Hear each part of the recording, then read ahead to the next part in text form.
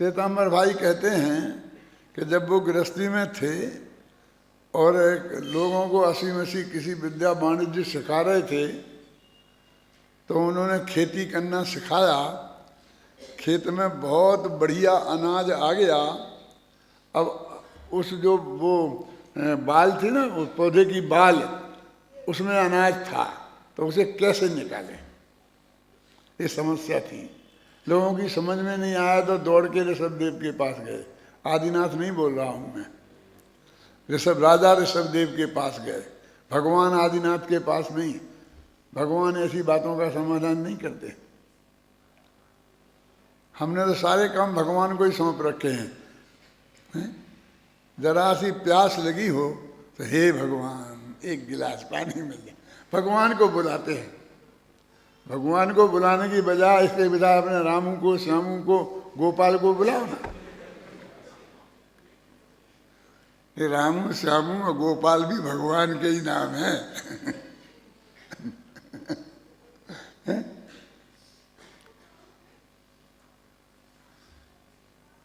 तो अब क्या बात चल रही थी अपने?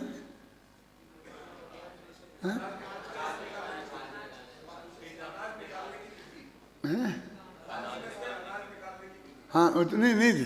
अनाज निकालने की विधि कि नहीं बताया। उन्होंने कहा कि इसको डालो और बैलों को इसके ऊपर चलाओ।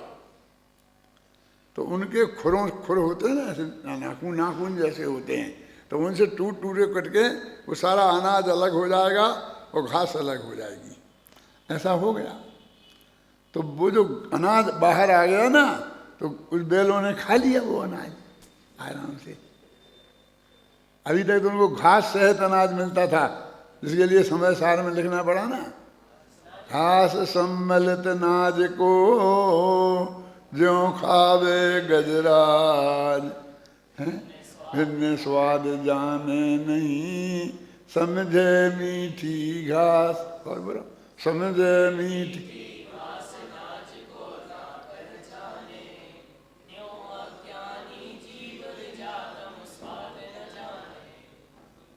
तो वो फिर दौड़ के गए कि साहब क्या करें, वो सारा अनाज तो वे बैल ही खा गए, हम क्या खाएंगे। तो उनने बताया कि मुसीका लगाना। मुसीका समझते हो? तुमने देखा हो बैलों के मुख पे लगा देते हैं, खासकर तब जब उन्हें खेतों में काम करना पड़ता है। तो खेत में जो अनाज खड़ा है, उसके पौधे खड़े हैं, उनमें भी तो अनाज है, उन्हें भी तो वे बैल खा सकते हैं। तो वो लगा देते हैं कि जिससे वो बैल उन्हें नहीं खा सके। वो धान में वो जो घुमाते हैं ना उसके निकालने के लिए, उसे दाएं बोलते हैं, उसमें भी लगा देते हैं। तो उन्हें लगा दिए तो उनका काम हो गया, बैलों ने कुछ नहीं खाया और उन्हें अनाज मिल गया। वे बहुत खुश। लेकिन फिर बैलों को घास डालें खाने के लिए तो नहीं खाए, उनकी समझ में नहीं आया। कितने भोले लोग थे। शास्त्र में ऐसा लिखा है कि आदिनाथ के शिष्य बहुत भोले थे और बीच के तीर्थंकरों के शिष्य हैं, लेकिन अंतिम महावीर आज के शिष्य भोले भी हैं और जड़ भी हैं। दौड़े दौड़े गए कि महाराज क्या करें, वे बैल तो अब खा ही नहीं रहे, भूखों रह रहे। तो उन्होंने कहा तुमने वो मुसीका लगाया था, खोला था? कि आपने खोलने की कब कही थी? बांधने की कही थी। तो जब तुम नहीं खोलोगे तो कैसे खाएंगे? तो ये वो जितने दिन तक, घंटे तक वो उनका मुंह बंधा रहा और उन्हें अंतराय हुआ खाने में, उतने दिन का, उतने दिनों का महीना भर समझ लो अंतराय उन्हें हो गया। ऐसा उन श्वेतांबरों के यहाँ कहते हैं कि उन्हें इतनी बाधा उन्हें पहुंचाई उन बैलों को उनके उपदेश से। उनने नहीं, डायरेक्ट उनने कुछ नहीं किया था। तो अब तुम सब लोग विद्वान बनने वाले हो ना, तुम सब लोग समझना चाहिए कि तुम्हारी किसी बात से यदि किसी को, दूसरे को ऐसी कोई तकलीफ हो जाए तो उसका तुमको कैसा पाप लगेगा, क्योंकि वो तुमने बस सिखाया है वो बात उसे। तो कितनी जिम्मेवारी है भगवान की दिव्य ध्वनि का सार तुम्हें समझना है और समझाना है सारी जिंदगी। तो कितनी जिम्मेवारी के साथ में इसको ग्रहण करना चाहिए, हमें समझने की बात है। अपनी बात मूलता तो वो चल रही थी कि वो ऋषभदेव ने 6 महीने का उपवास किया और उन्हें केवल ज्ञान नहीं हुआ, और उन्हीं के सगे बेटे ने 1 दिन का भी उपवास नहीं किया और 48 मिनट के पहले पहले केवल ज्ञान हो गया। भरत चक्रवर्ती की कहे ना, क्यों नहीं उपवास नहीं किया, तुम्हें कैसे पता? अरे भाई, उपवास करने के लिए कम से कम 24 घंटे तो चाहिए, 48 घंटे तो चाहिए। वहां तो उन्होंने दीक्षा ली और आत्मा के ध्यान में बैठे और केवल ज्ञान लेके ही उठे अंतर मुहूर्त में। इतना समय ही कहाँ था इतना वे उपवास करें। तो ध्यान के अंतर मुहूर्त करे तो केवल ज्ञान की प्राप्ति की गारंटी, और उपवास 6 महीने तक करे तो कोई गारंटी नहीं। फिर ऐसे ही तुम सब घोर तपश्चर्याएं लगा लो जिन्हें आप घोर तपश्चर्या मानते हो। बाहुबली को हमने सबसे टॉप पर डाल दिया है, डाल दिया कि नहीं डाल दिया? पुरस्कार जीत लिया, फर्स्ट क्लास, फर्स्ट तपस्वियों में। बेलें चढ़ गई, ये हो गया वे हो गया, लेकिन कुछ नहीं हुआ। मुझे तो तब बहुत आश्चर्य हुआ जब मैंने अष्ट पहाड़ में, भाव पहाड़ में बाहुबली का नाम सबसे टॉप पर देखा। किन में? उनने सैकड़ों उदाहरण दिए हैं इस बात के कि वो भाव के बिना उन्हें मुक्ति नहीं हुई। उन्होंने बहुत क्रियाकांड किया लेकिन भाव के बिना उन्हें मुक्ति नहीं हुई। जैसे बाहुबली, सबसे पहले नाम बाहुबली का, तो मुझे कहा गजब हो गया, ये कैसे नहीं हुआ कुछ? वे तो उसी भव से मोक्ष गए, उन्हें तो केवल ज्ञान हुआ। क्यों? 1 दिन में नहीं हुआ, 2 दिन में नहीं हुआ, 365 दिन में तो हुआ। नहीं हुआ में कैसे डालते हो आप? और भाव दिन देखिए, 6वें 7वें अनुष्ठान वाले भी नहीं थे उस वक्त, वे हर अंतर मुहूर्त में आत्मा में नहीं जाते थे क्या?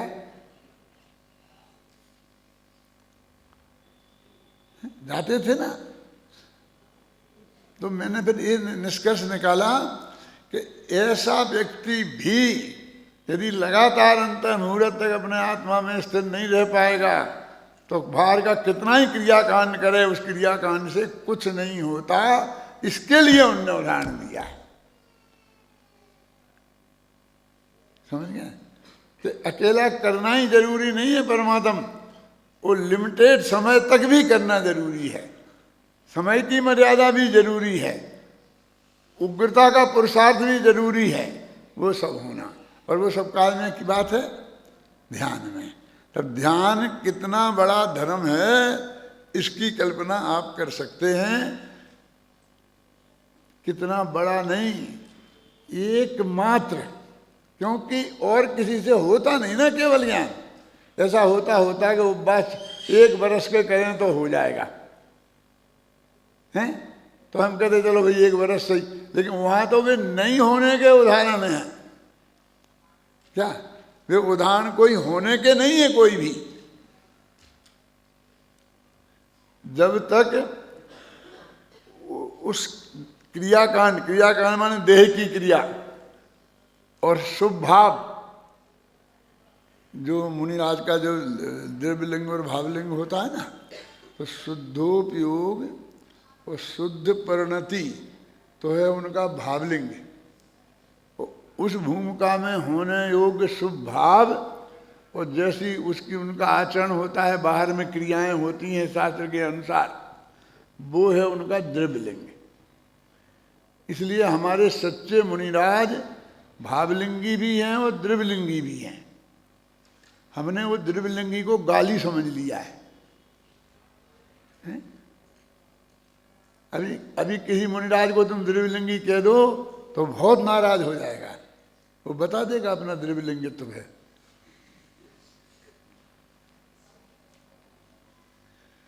लेकिन हर मुनिराज द्रव्यलिंगी तो होते ही हैं, कुंदाचारी भी, बाहुबली भी, आदिनाथ भी, ऋषभदेव भी, सब क्यों होते हैं?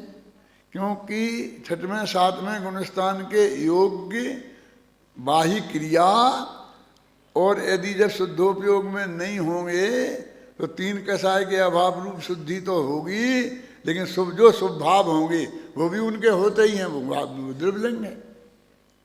और हर अंतर्मूर्त में छठवें से सातवें, सातवें में छठवें आते हैं तो द्रव्यलिंग भावलिंग होते रहते हैं। तो ध्यान की कितनी बड़ी महिमा है, ये बात मैंने आपको समझाई थोड़े संक्षेप में। अब मैं ये कहना चाहता हूं कि वो ध्यान क्या है। वो ध्यान का स्वरूप तो हमारे ख्याल में आना चाहिए ना।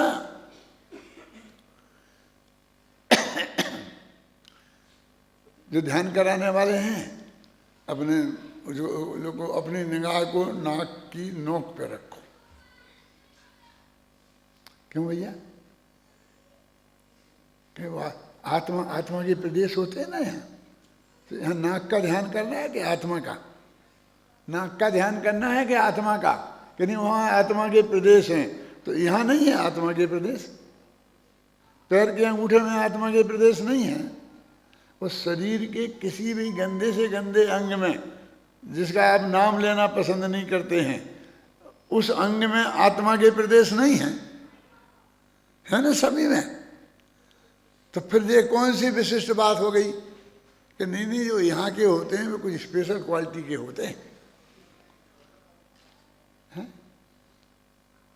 लेकिन उन भले आदमी को ये पता नहीं है कि वे आत्मा के प्रदेश 24 घंटे ऐसे घूमते रहते हैं, बहुत तेजी से, बहुत तेजी से। इस नियम है शास्त्र का, ऐसे घूमते रहते हैं। तो जो अभी नाक की नोक पर प्रदेश है ना, वे प्रदेश अगले ही क्षण हमारी गुप्त इंद्रियों में भी पहुंच सकते हैं। जहाँ से मलमूत्र का हम क्षेपण करते हैं वहाँ भी पहुंच सकते हैं। कितनी गंदी जगह है, हैं? और जो हमारे पेट में मलाशय मूत्राशय है ना, तो वहाँ जो थैली है उसमें जो शरीर का जो अंग है उसमें रहते शांति जी, वे आत्मा के प्रदेश के वो अजीब रहते हैं। उन थैलियों में भी आत्मा के प्रदेश रहते हैं, उसी परम पवित्र आत्मा के हैं, उसी कुछ त्रिकाली ध्रुव भगवान आत्मा के हैं। और स्थिर काय की स्थिरता की बात कर रहे हैं, वे स्थिर नहीं है। वो आत्मा ही 24 घंटा घूम रहा है। क्यों? मैं ऐसा कहता हूं कि एक लड़की झूले पर झूल रही हो, अब हम कहें कि अपनी तुम निगाह को लड़की पे जमाओ। कैसे जमाएं? स्थिर करो। अरे वो तो लड़की जिधर को जाएगी उधर हमारी निगाह जाएगी, ऐसी ऐसी होगी कि नहीं होगी? तो जिस पे तुम निगाह जमा रहे वो ही स्थिर नहीं है, तो तुम्हारी निगाह कैसे स्थिर होगी? तो वो ध्यान की बात वो कहते हैं, जिस पर अभी आलम कहेंगे सब आत्म ध्यान की क्लास लगाओ। अभी एक क्लास यदि अपने शिविर में अतुल भाई आत्म ध्यान की भी लगा दो ना, ध्यान की, तो लोग और हमारे 10 पैसे, अभी 60 लोग आए हैं, 100 आ सकते थे, लेकिन तुम मानते ही नहीं हो। एक ध्यान की क्लास लगा दो। वो ध्यान की क्लास लगती है तो सबसे क्या बोलते हैं? सीधे बैठो, रीढ़ की हड्डी सीधी रखो, ये रखो। अभी असली ध्यान का स्वरूप ये कोई मैं अपनी तरफ से नहीं बोल रहा हूं, द्रव्य संग्रह की 48वीं गाथा है ना, 58 है, 57 58 जो भी होगी, चलो। तो उस गाथा में जो स्वरूप लिखा है वो मैं आपको बता रहा हूं। उसमें मूल गाथा में प्राकृत भाषा में है, माँ चिट्ठई जम्पई और माँ चिंतई। माँ चिट्ठई माने चेष्टा मत करो, माँ जम्पई माने बोलो मत, और माँ चिंतई माने सोचो मत। जिसकी ये 2 पंक्तियां अपनी हैं, तीसरे छंद को बोलो। हाँ देखो,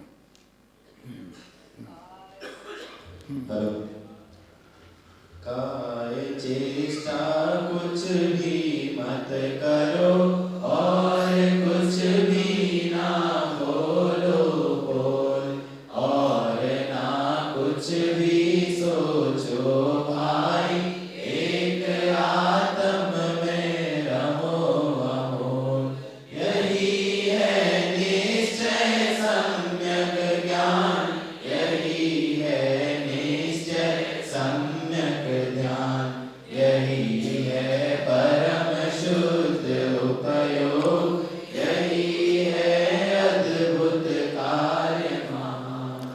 अद्भुत महान कार्य है ये। कौन है अद्भुत कार्य? कि बस कुछ मत करो, कुछ मत सोचो, कुछ मत बोलो। आज तक किसी भी ध्यान की क्लास वाले ने ये गाथा पढ़ाई हो और ये आपको बताया हो कि कुछ भी मत बोलो? ये तो बताया होगा ओम ओम बोलो, माघनंदी के सूत्र बोलो, फलां बोलो, फलां बोलो, सिद्धोहम बुद्धोहम निरंजनोहम, ऐसा बोलो, ऐसा बोलो हो। और इधर अभी एक मत ऐसा चला है, अभी अपने हिंदी प्रांत में नहीं आया, लेकिन गुजरात में चलता है, क्योंकि जितना अज्ञान है वो सबसे पहले गुजरात में फैलता है। अब विदेशों में बहुत है, साथ में ऐसे बैठते हैं, इनका आसन इतना बढ़िया ऐसा होता है जोरदार कि आप कल्पना नहीं कर सकते। और भगन में ऐसी एक टेबल रखी रहती है, ये तो अच्छी है, बिल्कुल रद्दी सद्दी। उस टेबल पर श्रीमंदिर भगवान और फिर कृष्ण भगवान और शिव भगवान तीनों बैठे रहते हैं। तीनों की मूर्तियाँ उन पर रखी रहती हैं, ऐसे ऐसे लाइन से बैठे रहते हैं। और फिर वो बताते रहे ओम शिवोहम, ओम कृष्णोहम, ओम श्रीमंदिरोहम।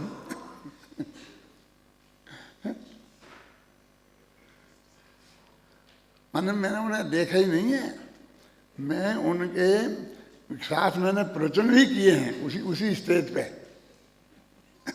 जिस पे ऐसे बैठे थे। आपको याद है? न्यू जर्सी में किया था ना। और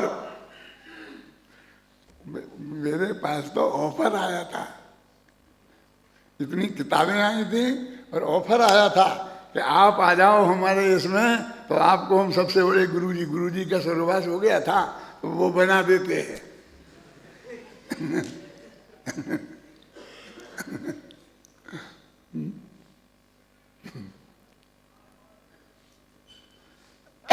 यहाँ तो ये कह रहे हैं, देखो कुछ भी करो मत। अब ये हमारी समझ में नहीं आता कि कैसे नहीं करें। ठीक है, आपने ये कह दिया हम ये गलती करते हैं, ये गलती करते हैं, ये गलती करते हैं। अब हम बिल्कुल आपकी आज्ञा मानने को तैयार हैं। आप जो बताओ हम वही करें। बताओ क्या करें? हम बता दिया ना। बताओ क्या करें? क्या हम बता रहे कुछ भी मत करो, और फिर वो करो की भाषा में पूछता है। क्यों? ये प्रश्न सही है कि आप बताओ क्या करें, हम वो करने को तैयार हैं। हम कह रहे कुछ नहीं करना है, वो एक कुछ नहीं करना है इस बात को समझने के लिए तैयार नहीं है, सुनने के लिए तैयार नहीं है, वो तो करने के लिए तैयार है। हम तो कमर कस के आए हैं, आप जैसा कहोगे 8 दिन में हम वैसा ही करेंगे। और हम कहते हैं हम 8 दिन में आपको इतना ही समझा देवे कि कुछ नहीं करना है, तो बहुत बड़ी बात है।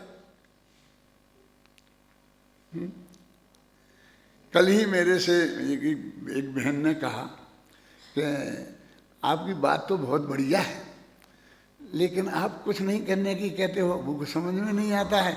और जो भी सब और बड़ी सब बताते हैं करने की, ऐसे हाथ रखो, ऐसा करो, गर्दन सीधे रखो, टेढ़ रखो, फिर ऐसी करो, फिर ऐसी करो, फिर ऐसी करो, फिर ऐसी करो, ऐसे तो सब समझ में आता है।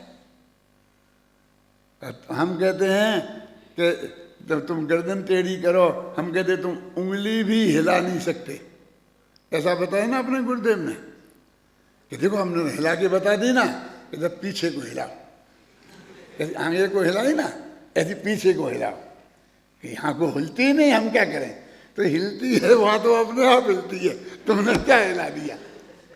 जहाँ हिलती है वही किया ना तुमने। तो कुछ भी नहीं करो। फिर कहते हैं अच्छा देखो हमने नक्की कर लिया है। एक दफ़े मेरे दिमाग में भी ये विकल्प आया था कि दौड़ते दौड़ते, चलते फिरते, खाते पीते तो आत्मा का अनुभव हो नहीं जाएगा, केवल ज्ञान हो नहीं जाएगा, है ना। तो स्थिरता ध्यान तो ध्यान में ही होगा ना। ध्याने पाऊँ, निश्चय और व्यवहार दोनों ही मोक्ष मार्ग ध्यान में ही प्रकट होते हैं। तो ध्यान में तो रोजीना अपन को बैठना चाहिए, सुबह शाम दोपहर में क्योंकि वो मौका ही नहीं है। नहीं तो फिर तो यदि हमने ध्यान में ही नहीं बैठे तो वो अनुभव होगा कब? दौड़ते दौड़ते, गाड़ी चलाते चलाते, प्रवचन करते करते तो होगा नहीं। आप समझ गए ना? इसलिए कुछ करना चाहिए। अब करना शुरू होता है तो क्या करना चाहिए? एक नमोकार मंत्र की माला तो फिरनी चाहिए। सबसे बड़ा महान मंत्र है अपना, तो एक माला तो फिरनी चाहिए। फिर भक्तांबर जी का पाठ, भक्तांबर तो कितना महान काव्य है, कितनी क्या है महान, घबराना नहीं है। मैं जान रहा हूँ कि टीवी पे जाएगा और फिर सारा देश सुनेगा और सारा देश भक्तांबर का कितना भगत है। मैं बहुत बड़ा खतरा मोल लेके तुम्हें बता रहा हूँ, है ना? क्या है, क्या मानते जानते हो तुम? मैं आप सब लोगों से ही कहता हूँ, ऐसा कौन माई का लाल हाथ उठा के कह सकता है कि वो आद्यो पंथ भगवान भक्तांबर का अर्थ समझता है? कोई? उठाया हाथ? कोई नहीं उठा। एक उठा ना मुझे है, मैं उसके रग रग से परिचित हूँ। भक्तांबर को रग रग से परिचित हूँ। एक एक पंक्ति के उसके अर्थ से, उसमें कहीं कुछ ऐसी बात नहीं है कि जो बहुत आश्चर्य की बात हो। भगवान की भक्ति, भक्ति काय की भक्ति? हे भगवान, तुम्हारी माता ऐसी माता है कि दुनिया में दूसरी माता होती नहीं है। एक ही दिशा पूरब होती है जो सूरज को पैदा करती है। हर दिशाएं थोड़ी सूरज को पैदा करती हैं। ऐसी हे माँ, तू ही एक माँ थी जिसने तेरे जैसा बेटा पैदा किया। इसमें कहाँ भगवान कहाँ आ गए? कहाँ भगवान की स्तुति है?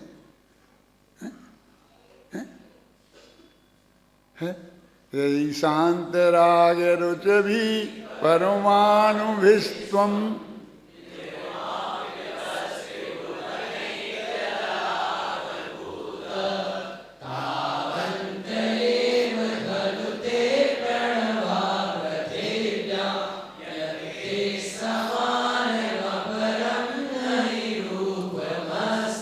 क्या है इस छंद का अर्थ? इसको सोचा कभी कि हे भगवान, जिन परमाणुओं से आप बने हो, ये शांत, वे बहुत शांत परमाणु थे। राग, दूसरे को राग पैदा करें उन्हें देख करके, ऐसे परमाणु थे। दूसरों को रुचि उत्पन्न हो जाए, ऐसे परमाणु थे। ये शांत राग रुचि भी परमाणु भी त्वम निर्मापता। भगवान, इससे तुम बने हो। उन शांत, रुचिकर और राग पैदा वाले परमाणुओं से तुम बने हो। क्या? निर्मापितस्तु भवनई के ललाम भूता, तीन लोक में सर्वश्रेष्ठ।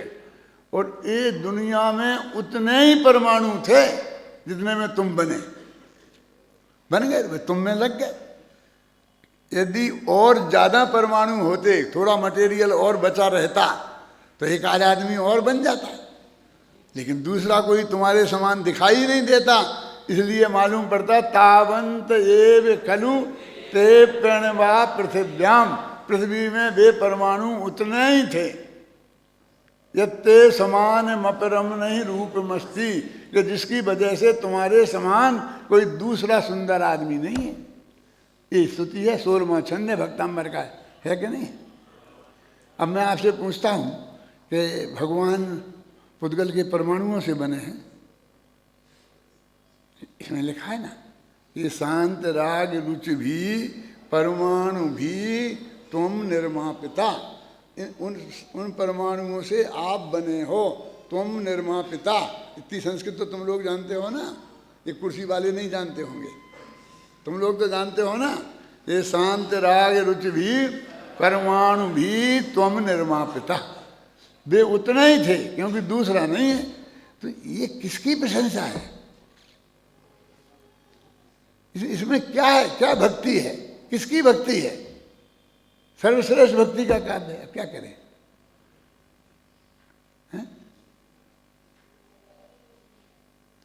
कैसा आपने अपने मन का एक आध छंद, तुम निकालो कोई एक आध छंद, 48 में से एक आध तुम निकालो, फिर हम उसका अर्थ करके बताते हैं तुम्हें कि ये तो बिल्कुल ही बिल्कुल बढ़िया है। इसमें तो बिल्कुल सीधी आत्मा की ही बात है कैद। लेकिन कोर्स में तो रखना ही पड़ेगा, पढ़ाना तो पड़ेगा ही, क्योंकि उसके बिना पंडिताई नहीं चलती है। कि पंडित को भक्तांबर नहीं आता, सूत्र जी नहीं आता, पंडित कैसा है? क्यों? तो हम पढ़ाएंगे और तुम पढ़ना,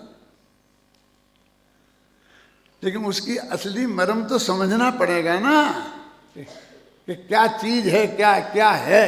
तो जो तुम वो काय के लिए बैठे थे, हमें आत्मा का अनुभव करना है, आत्मा का ध्यान करना है। इसलिए हमने सुबह शाम रोजीना 1-1 घंटे का समय निकाला है, क्योंकि दौड़ते दौड़ते प्रवचन करते करते अनुभव नहीं होगा। शांति से ऐसा बैठना पड़ेगा, तब अनुभव होगा।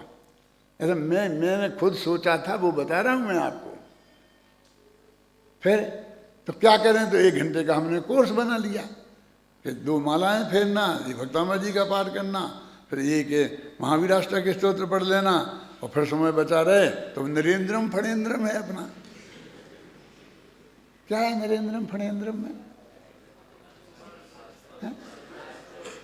अपुत्रीन को तुम भले पुत्र दीने, दरिद्रीन को तुम महादान दीने। सफेद झूठ। भगवान बाल ब्रह्मचारी, उन्होंने किसी को कोई पुत्र मुत्र नहीं दिया, उन्होंने किसी को 1 नया पैसा नहीं दिया।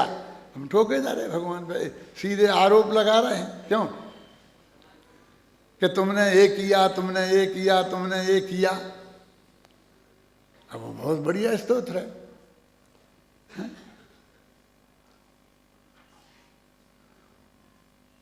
स्तुति क्या है, वास्तव में क्या है?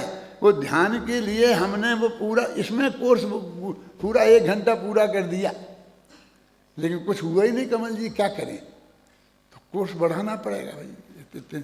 1 घंटे में नहीं होता होगा तो 1.5 घंटे कर दें।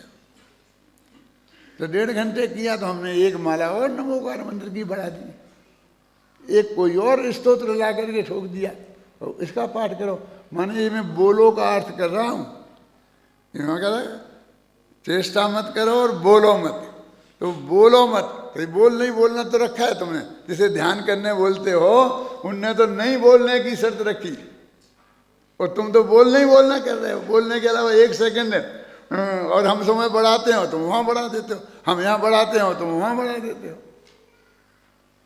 लेकिन हमारे विद्वान कहते हैं, मैं क्या कहता हूँ वो अभी बताऊंगा, कि कहते नहीं, तुमने सोचने को तो समय ही नहीं बचाया। अरे बोलते ही नहीं, पर मैं तुम समझ में आया ना? माने कुछ तुम उसे सोचने को तो रहने दो। क्यों? मैं पहले ही खुद कहता था कि भाई तुम सामायिक करो। कैसे करो? कि नमोकार मंत्र बहुत बढ़िया चीज़ है ना, तो पहले 9 दफे नमोकार मंत्र पढ़ लो, और कोई बढ़िया हो तो 1 आध भक्तांबर का काव्य पढ़ना हो तो वो पढ़ लो, समझे ना? फिर बैठ के अंत में उठो तब भी पढ़ लेना नमोकार मंत्र। और बीच में 1 घंटा कुछ भी मत पढ़ो। बोलो, करोगे ऐसी सामायिक नीरज जी?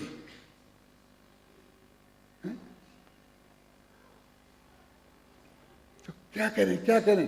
किस भले आदमी को सोचने को तो समय रखो कि करने योग्य क्या है, ये सोचो। ये भगवान आत्मा क्या है, ये सोचो। हम यहाँ तुम्हें बोलो से हटा के सोचो पे ले आए।